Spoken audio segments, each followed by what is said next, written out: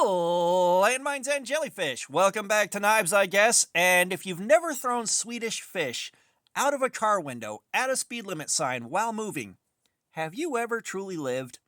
But do me a favor and hit that like button or you'll miss the school bus. And this week we're carrying a Holtzman's Gorilla Survival, the Clip Point. That's what they named it, the Clip Point. Now let's get into this thing. So we have got a sharpening stone right here at 400 grit and 1000 grit. We have got a pouch to carry it in. I'm not going to take these out. We have got a microfiber cloth. Those are just obligatory. And we got a spare pocket clip that is not as strong as the one it comes with. Now let's get the boy out of the box. Now let's take a look at this thing because it'll bother you if I don't. And you know I spoil you. So first things first and most importantly, the pocket clip is tip up, which is the Lord's carry. We have got gray and red G10 right here, or gray G10 with red liners. We have got thumb studs. We got a flipper tab, so let's flick the bean. And we have got 3.58 inches of D2 steel.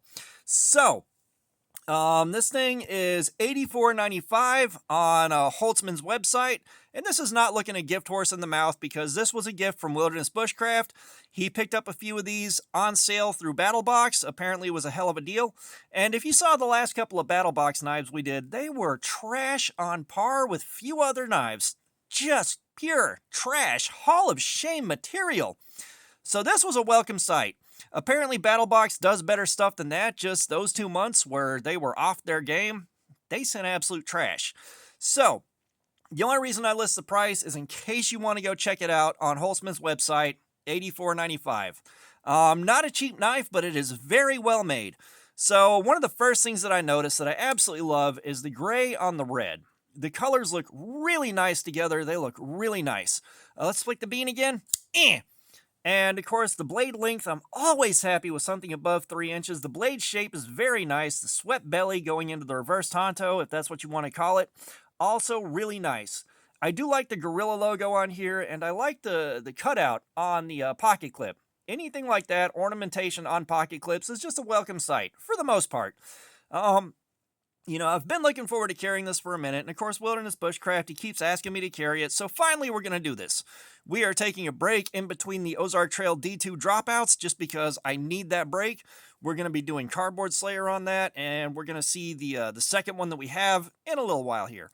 But we're focused on this one right now, and let's take a look at our factory edge. Let's see how well this thing is doing.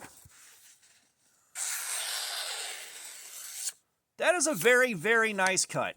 That is a very, very nice cut. We've been seeing stuff in the 200s lately, so I am going to guess it's right around the 200 mark. Let's see what we get. So we got our sharpness tester right here that you guys kindly provided through donations, channel memberships, what have you, so thank you for that. But how this works is it measures the number of grams of force it takes to cut through the wire on this calibrated test clip. The lower the number, the better. I like seeing 150s somewhere in that window. But we've been getting a lot of 250s, stuff in that area lately. Just the factory edges have been sitting around there. So let's get an idea how this thing is doing.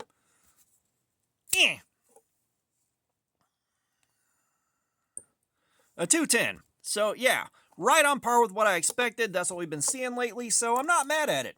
I'm not mad at it. That's a pretty good factory edge. No major qualms there. We're going to cut the paper again just because I feel like it, and I love doing that.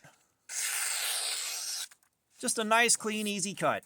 So I'm looking forward to carrying this thing. I feel like it's going to do a really good job, and I think the only complaint I'm going to have is it's going to take up a lot of real estate in the pocket. This is not a small knife, but I have carried bigger in the pocket and been pretty okay. So I think we'll be all right there. I think the gray G10 is probably going to pick up a bunch of crap from the keys. They always deposit brass and some black substance on there. Like, they really make a mess out of this part of the knife right here, or it's on this side, one of the two. So I think those are the two major complaints that we're going to see here.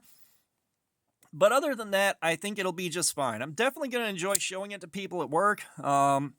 You know, now I got people asking me what I'm carrying this week, which is kind of interesting. That is kind of where the channel has evolved, and I'm starting to become known at work for doing this. But as I said, I'm excited to be showing this off. I'm excited to carry it. I've been sitting on this thing and waiting for a while, just kind of some delayed gratification. So I'm really, really happy to be able to do that finally. You know, there's not a whole lot else to cover. It just feels like it's very high quality. I don't know if, you know, the $85 price tag is 100% justified, even though it is well made. It's very nice. At the end of the day, it's still D2. For about the same price, you can get Magna Cut on an Ontario Rat 1.5, which might be the direction I'd go before I go with this, just because of that D2. D2 is supposed to be a budget steel on budget knives, and I know he got this for a steal, which is the only reason that this thing would be justified at that point, is if you can get this down below $50. Like, $50 is kind of pushing the limit for something like this, but I think $50 would be about fair for the quality you're getting, the action you're getting, how good it feels, and of course the size, everything else. Like, again, it feels higher quality than you can see on the camera, but that $85 is a bit too much for D2. I'm glad he picked these up for cheap. They were on clearance, so, like I said, I am expecting a really good week with this. I am not expecting any surprises at all. I will be amazed if anything comes up that I got a major issue with outside of the real estate space in the pocket. So that's everything I can think of before we carry this thing. I am predicting a great week with it.